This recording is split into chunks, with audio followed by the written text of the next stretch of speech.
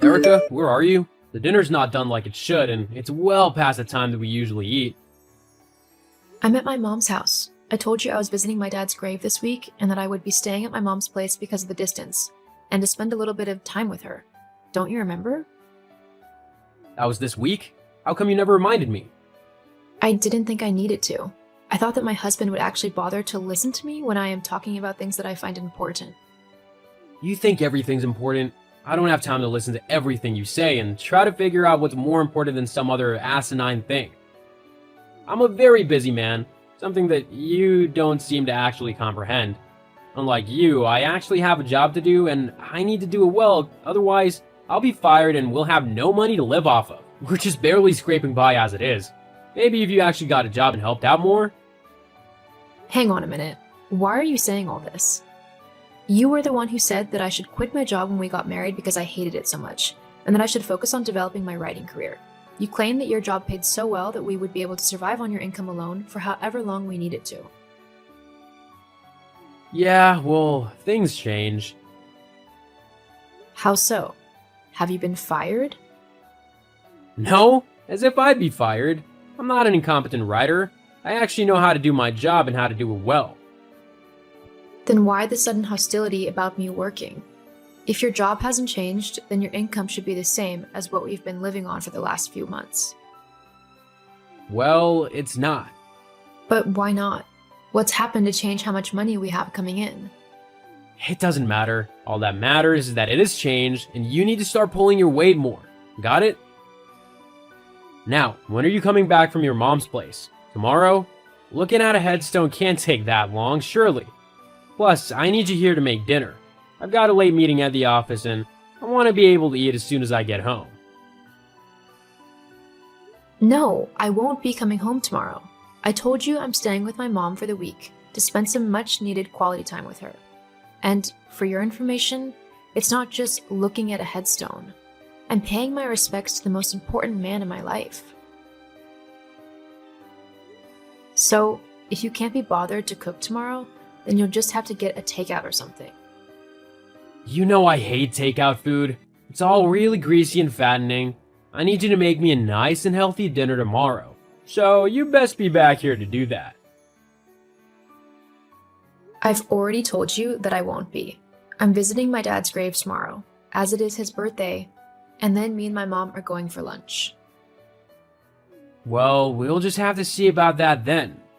I have no clue what you're on about, and frankly, I can't be bothered to deal with your petty and controlling behavior today. You've changed over the last few months, and turned into someone demanding and mean, and I really can't deal with how you're acting, especially when it's one of the hardest days for me tomorrow. You know how much I love my dad, so you're really not being considerate. Not everything is about you, Erica. I'm your husband, so you need to take into consideration how I feel as well. Considering I'm still alive and your dad's dead, you really need to get your priorities in order. Whatever, I'll speak to you tomorrow. Just try and be a little bit nicer. I am your wife, after all.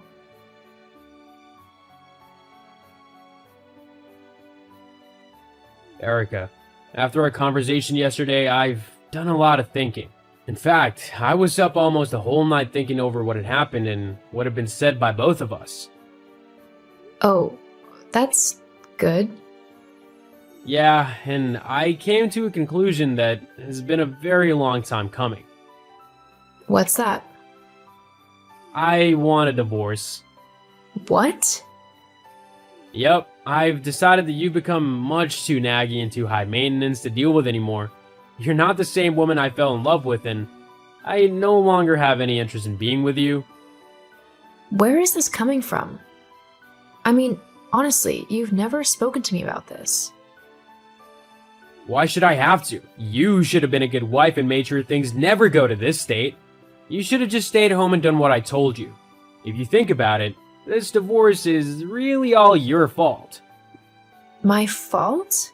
How is it my fault? Well, with how you spoke to me yesterday, how did you think I would react? A wife shouldn't speak to her husband like that. You know what? Fine. I'll gladly give you a divorce. You're a horrible man anyway, and I'm just sorry I wasted so much of my time on you. I feel exactly the same way about you. Of course, there is the matter of splitting all of our assets and money, including the inheritance that your dad left you when he died. Inheritance? Oh, don't try to play innocent. I know your dad probably left you a load of money when he kicked the bucket. Your family's quite well off, so we'll have to split that as well. As husband and wife, we have to split everything equally. I'll have my lawyers contact you with the divorce papers, which will split everything fairly. Obviously, though, because I've been the sole earner of our family, I'll be getting more of the money than you, as compensation for working hard and providing you with a luxurious lifestyle where you haven't had to lift a finger. Well, that's just plainly not true, is it? I think you'll find that it is, and that the courts will agree with me if you try to take it before them. For the sake of your pride, I think it'd just be better if you sign the papers and give me what I'm owed. You're not owed anything, and I'll make sure to get the best lawyers that I can to make sure that you don't get a penny from me. Why do you have to be so difficult? Fine. I'll see you in court. I was gonna be kind and give you a 70-30 split of everything, but now I'll take every single last penny from you. I can't wait to see you try.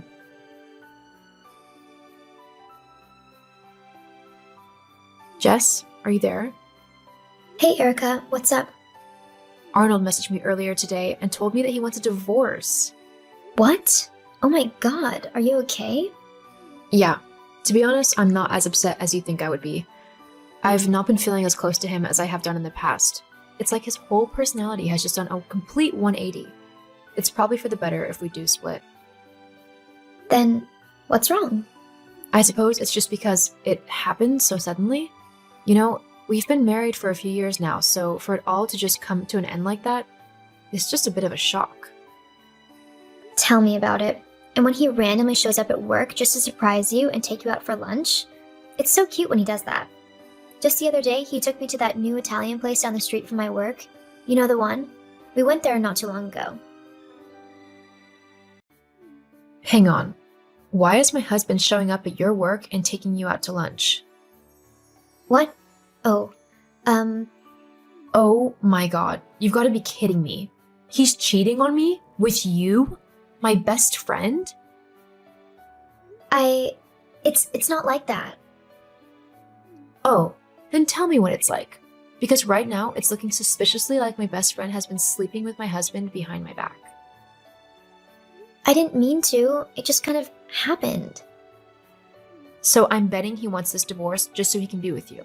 Am I right? I mean, I didn't think he'd actually go through with it. So this was your idea?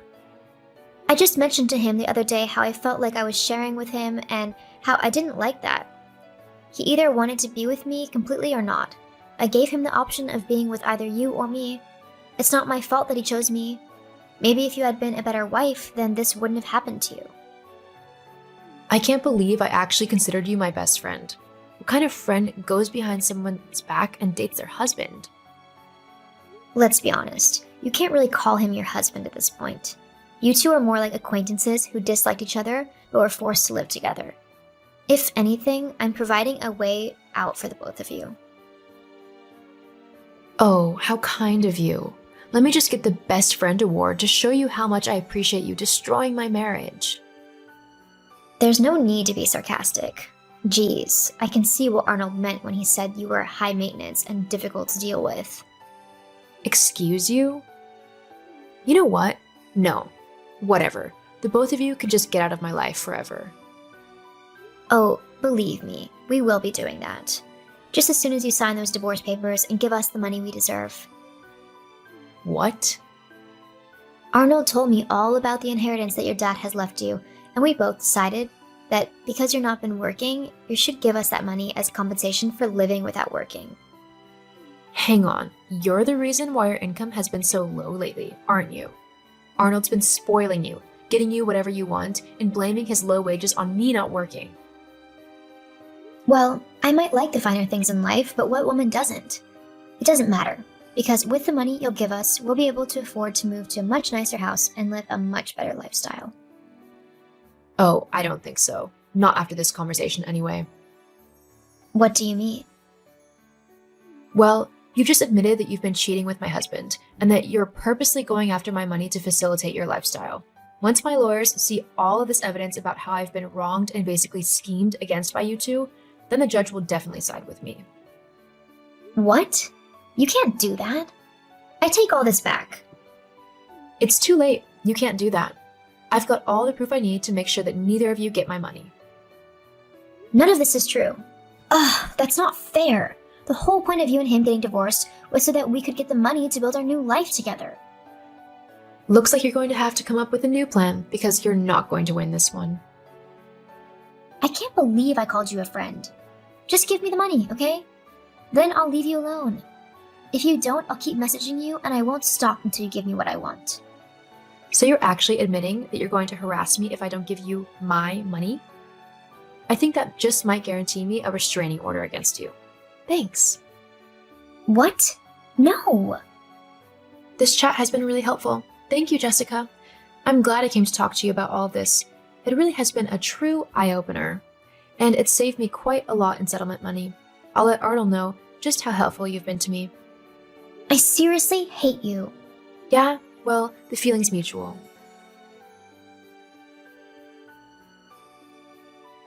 After taking the divorce to court, the judge ruled in my favor, claiming that because Arnold had cheated on me and was scheming to take my money, he deserved nothing. None of my inheritance was touched by either Arnold nor Jessica. Whilst I was sad about losing my best friend and my husband, I knew it was better than to keep those two toxic people in my life. I moved back in with my mom and focused on becoming the best writer I could be. I've just published my first book, which was a major hit, and I'm working on the sequel. As for Arnold and Jessica, he tried to contact me after I became successful, asking for some money as Jessica was nagging him to earn more so that she could live the high life that she wanted. I told him no, of course, and now he's got to suffer the consequence of his actions. Sometimes, karma is a great thing.